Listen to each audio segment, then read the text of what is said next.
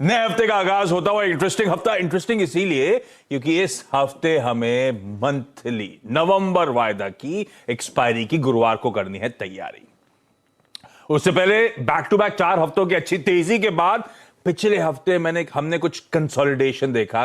Week on week 4 हफ्तों के उछाल के बाद वीकनेस के साथ हफ्ते की समाप्ति होती हुई नजर आई। तो कुछ कंसोलिडेशन में गए अच्छे मूव्स के बाद, और लाइकवाइज ये तस्वीर में आता हूं यूएस में भी बिल्कुल ऐसे ही हुआ था। लेकिन ये है फ्राइडे का सेशन आपकी स्क्रीन पर।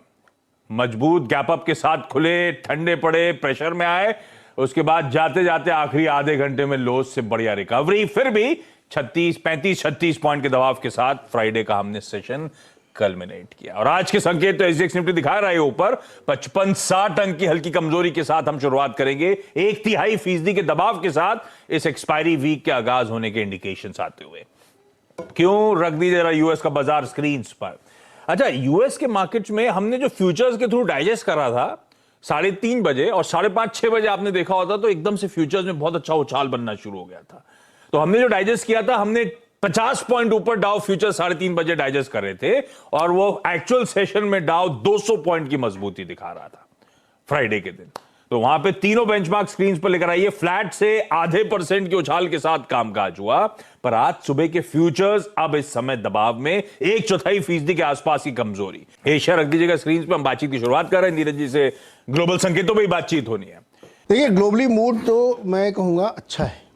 अच्छा मैं इसलिए कह रहा हूं कि वीकेंड के दौरान, मतलब वीकेंड क्या, फ्राइडे को ही 2-3 लोग और घूम रहे थे फेड वाले और डरा रहे थे सबको, लेकिन बाजार डरा नहीं। इंटरेस्टिंग था कि फ्राइडे को बाजार डरा नहीं। एक डराता है, एक मनाता है, एक पुचकारता है, ऐसा हो रहा है। 3 थे उसमें, 2 डरा रहे थे। हाँ। एक ने नहीं डरा, एक ने कहा डिवाइडेड सा है, समय आ गया है कि आप स्लो करें। हाँ। लेकिन 2 ने कहा नहीं भी 75 करते रहे थे। ये बात हो रही थी। तो डर कौन रहा था? डर वो रहे जो नैस्डैक वाले हैं। देखो नैस्डैक एकदम फ्लैट, देखो जो शेकी ग्राउंड पे वो डरेगा, तो वो लोग थोड़ा सा डरे, लेकिन बाकी कोई नहीं डरा। डाउ के कंपोनेंट वाले, एसएनपी वाले नहीं डरे और बाजार एकदम ऊपर की तरफ बंद हुआ, ग्रीन बंद हुआ। तो इसको आप मोटे तौर पर ये कह सकते हैं कि ये सब बातें मुझे लगता है बाजार अब समझ चुका है। ठीक है, आपको जो करना है आप करिएगा। रादर अब तो ये बातें निकल के आ रही हैं कि जो अक्टूबर 12 को लो बना था एसएनपी का, वो बॉटम है। बेयर मार्केट रैली है और ईयर एंड तक 4300 का लेवल छू सकता है एसएनपी। तो यहाँ से काफ़ी बड़ी रैली अभी भी ईयर एंड में हो सकती है।